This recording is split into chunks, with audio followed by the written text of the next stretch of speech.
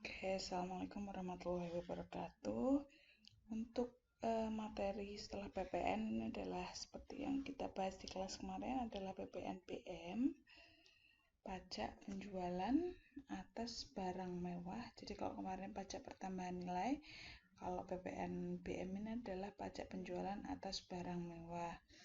Nah, sebenarnya konsumsi masyarakat atas barang mewah ini meningkat ya, dan berkembang ini juga terkait dengan taraf hidup masyarakat gitu ya. Nah, biasanya ada orang tertentu yang memperoleh dan memiliki barang mewah. Jadi, pungutan pajak atas barang mewah dapat menambah potensi penerimaan negara. Apalagi di masa sekarang, negara sedang mencari berbagai jenis pungutan yang dapat digunakan untuk menambah penerimaan negara. Nah, di sini sebenarnya PPN ini pelengkap ya, pelengkap dari jenis pajak lainnya. Salah satunya adalah pelengkap dari PPN. Nah, ini adalah dasar hukumnya. Jadi di dasar hukumnya masih pakai UU nomor 8 tahun 83. Kalau Cipta Kerja sih di dalamnya ada PPN dan PPN BM, ada sedikit yang diatur masuk di sana, atau masih sama dengan undang-undang yang kemarin tahun 2009. Tapi memang pada saat ini muncul isu mengenai masalah adanya perubahan mengenai PPN yang nantinya akan disesuaikan kembali. Tapi sampai sekarang masih menggunakan yang tahun 2009 dengan pasal-pasal tersebut, gitu ya. Nah, nanti ada tarifnya yang diatur pada peraturan pemerintah yang berbeda. Nah, ini ada berbagai alasan. Jadi sebenarnya karena tadi ya konsumsi yang semakin meningkat, maka sebenarnya tujuannya PPN BM itu untuk menegakkan keadilan gitu ya dalam pembebanan pajak, sekaligus merupakan upaya pengurangan pola konsumsi yang tidak produktif dan tinggi gitu ya bagi masyarakat. Nah, ini ada beberapa alasan yang dijelaskan mengenai pengenaan PPN BM. Nanti silakan dibaca sendiri. Kemudian ada beberapa poin, yaitu karakteristik, tarif, dan cara menghitung. Nah, karakteristiknya adalah dia ini pungutan yang tambahan di samping PPN. Jadi makanya tadi saya jelaskan bahwa PPN BM ini pelengkap jenis pajak lainnya gitu ya. Dia tambahan atas PPN, dikenakan satu kali pada saat penyerahan barang, dan kemudian pada tingkat berikutnya tidak dikenakan PPN BM lagi, jadi sekali pada saat penyerahan barang dan tidak dapat dikreditkan seperti contohnya PPN. Nah, penyerahan BKP yang tergolong mewah yang dilakukan oleh pengusaha dalam daerah pabean dalam kegiatan usaha atau mempekerjakannya. Oke, jadi daerah pabean, daerah dalam wilayah Republik Indonesia. Kemudian impor BKP tergolong mewah.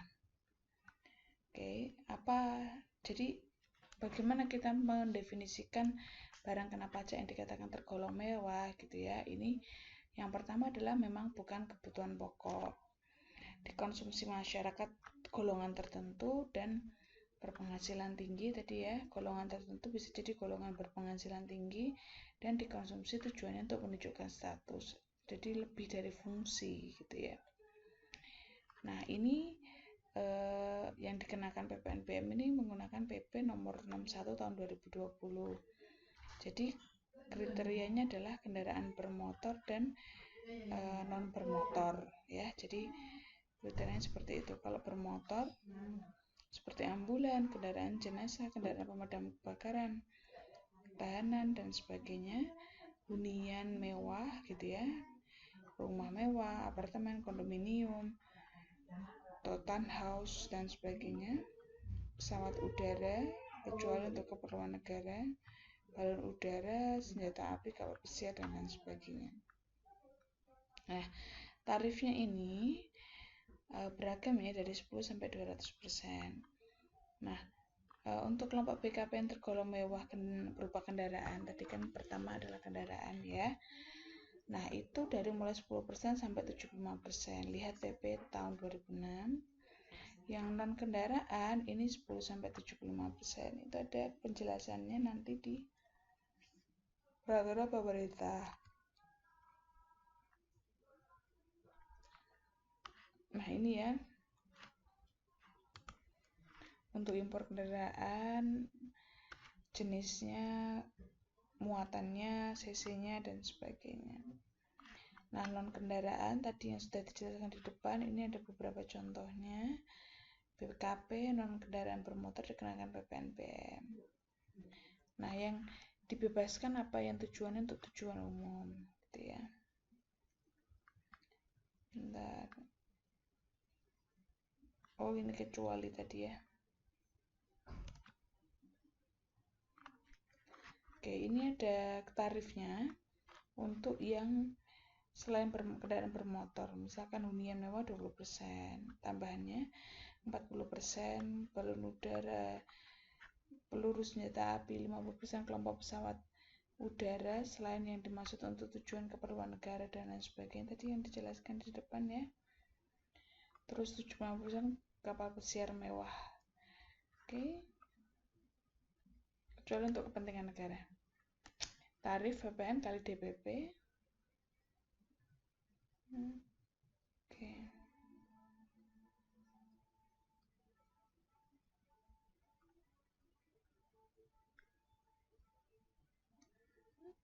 Nah, untuk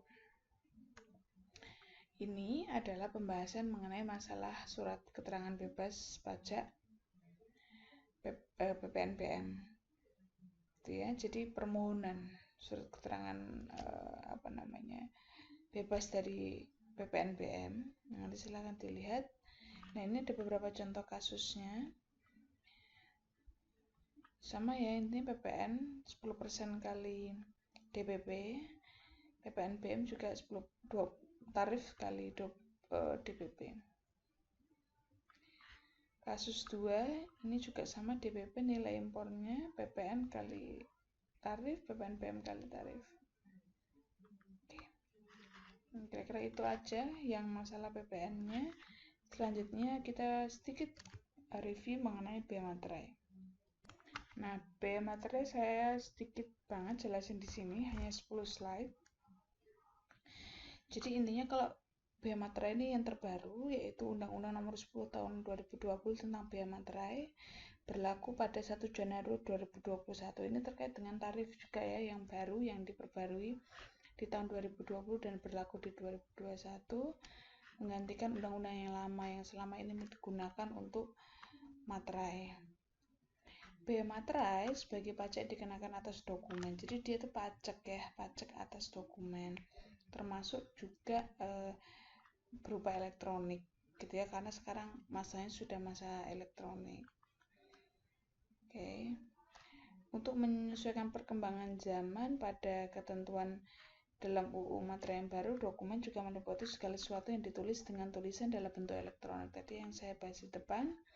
Selain itu juga ketentuan baru ini spesifik terkait dengan kepentingan dibuatnya dokumen tersebut sebagai alat bukti atau alat keterangan. Nah, ada beberapa asas sebenarnya pengaturan biaya materai ini. Yang pertama asas kesederhanaan, efisiensi, keadilan, kepastian hukum, dan kemanfaatan ya. Oke. Kalau kesederhanaan pengaturan biaya materai harus dapat memberikan kemudahan ya. Kalau efisiensi tujuannya orientasinya harus pemanfaatan sumber daya minimal mungkin, ya. Jadi intinya walaupun dipajaki itu harusnya manfaat yang diperoleh itu lebih besar daripada kos yang dikeluarkan. Oke. Kepastian hukum ya, pasti, dan kemanfaatan. Nah, tujuannya yang pertama ya, untuk mengoptimalkan penerimaan negara, kepastian hukum yang besar untuk pungutan biaya materai ya, karena itu pajak atas dokumen, dapat menyelesaikan kebutuhan masyarakat dan dapat dikenakan lebih adil. Objeknya dokumen ya, dan dokumen yang digunakan sebagai alat bukti di pengadilan. Dokumen yang dibuat alat untuk menerangkan mengenai suatu kejadian yang bersifat perdata ataupun sebagai bukti di pengadilan. Nah, ada beberapa dokumen tadi dibagi menjadi dua, sifatnya perdata dan untuk bukti di pengadilan. Kalau perdata apa? Misalkan surat perjanjian, surat notaris, akta PPATK, PPAT, surat berharga dengan nama dan bentuk apapun dan seterusnya. Oke. Dokumen yang menyatakan jumlah uang dengan nilai nominal lebih dari 5 juta. Kalau di sini ternyata 5 juta. Kalau dulu yang 3.000 tuh untuk 250 sampai 1 juta, 1 juta tuh pakainya 6.000. Nah, ini yang dikecualikan dari pengenaan biaya materai. Nanti silakan detailnya dilihat. Nah, sekarang tarifnya adalah 10.000.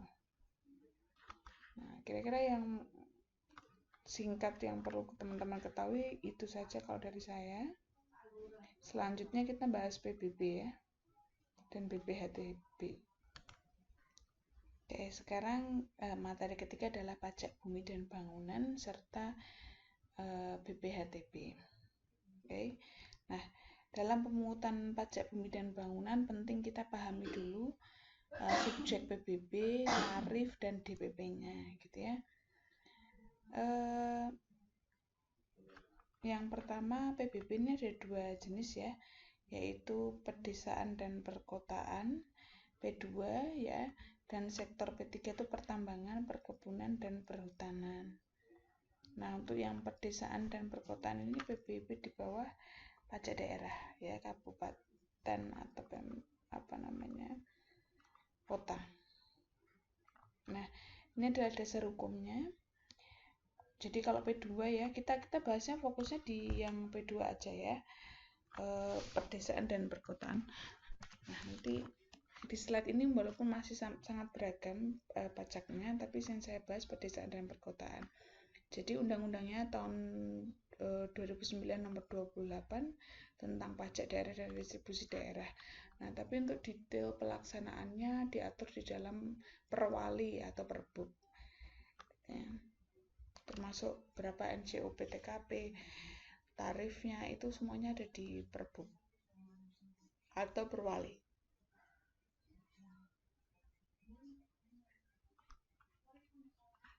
Jadi PB itu apa gitu ya, pajak yang atas bumi dan bangunan, jadi tanah dan bangunan dikenakan terhadap subjek pajak. Subjek pajaknya siapa? Orang pribadi, badan secara nyata yang mempunyai hak atau memperoleh manfaat atas bumi dan bangunan atau memiliki menguasai memperoleh manfaat ya, jadi memperoleh manfaat dari yang ditinggali bumi dan bangunannya. Nah, objek pajaknya 2 ya, bumi dan bangunan. Oke, kecuali ini tadi ya nggak saya bahas ya. Jadi objeknya bumi dan bangunan, apa aja yang termasuk di sini? Kalau bumi berarti didefinisikan dengan tanah. Kalau bangunan ini macam-macam ya, jadi nggak cuma sekedar rumah ya, tapi jenis bangunan macam-macam. Jalan, fasilitas lain, jalan tol, kilang pipa, kolam renang dan sebagainya. Sampai taman mewah, pagar mewah dan lain sebagainya. Nah, yang tidak dikenakan PBB adalah yang untuk kepentingan umum ya, pada intinya sih kayak gitu. Tujuan penggunaannya bukan untuk kepentingan pribadi tapi umum. Nah, nanti di sini dilihat kepentingannya apa aja selain kepentingan pribadi. Nah, kalau tadi objeknya, sekarang subjeknya. Orang atau badannya yang secara nyata memperoleh suatu hak atas bumi dan memperoleh manfaat atas bumi, memiliki, menguasai, dan manfaat atas bangunan. Nah, jadi kalau secara ringkas penetapan cara menghitung PBB adalah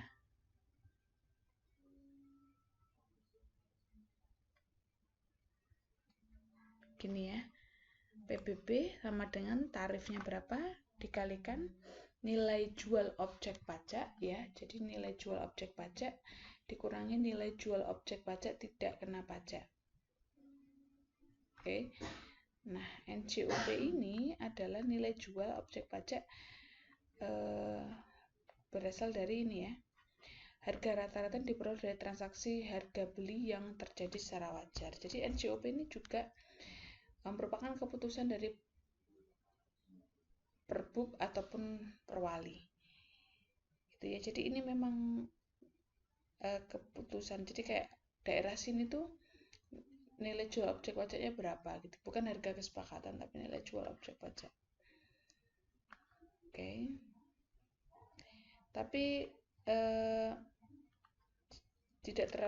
bila mana tidak terdapat transaksi jual beli, maka nilai objek pajak ditentukan melalui perbandingan dengan OP sejenis dan lain sebagainya. Nilai perolehan baru jadi sejenis ya, misalkan dibandingkan dengan tempat di daerah lain atau di tempat daerah lain dalam satu kota tapi yang memiliki karakteristik yang sama, kira-kira berapakah harga jualnya. Nah, contohnya ini adalah klasifikasi nilai jual tanah. Oke. 3 juta sampai 3,2 juta. Nilai jualnya sekian. Nah, ini wajib diketahui. Kalau NJOP TKP paling rendah 10 juta. Ini juga sama di perbub gitu ya. Misalkan kalau di Jogja itu di sini ya, token share regional maksimalnya adalah 12 juta. Ini yang tidak kena pajak. Jadi kayak PTKP. Ya, kalau ini NJOP TKP. Nah, caranya adalah ini. NJOP TKP diketahui ya. Tarifnya ada, jadi nanti penghitungannya kayak gini. Bisa juga kalau nggak diketahui NJOP TKP ini bisa 40% kali NJOP. Ini ada contoh perhitungannya, paling itu aja ya. Ini udah P3, jadi perhitungan untuk P2 seperti itu. Teman-teman kalau PBB pasti nggak terlalu asing lagi karena ini surat pemberitahuan pajak terutang. Sering teman-teman temui gitu ya. Oke, paling itu aja, jadi dilihat tarif kali NJOP dikurangi NJOP TKP. Info-info seperti itu dilihat, nanti kemungkinan keluarnya yang simpel-simpel seperti itu. Itu ya, itu aja dari saya reviewnya, bisa dilihat-lihat, jadi sampai PBB yang P2 aja. Terima kasih, selamat belajar dan nanti sampai ketemu di UAS. Terima kasih ya, assalamualaikum.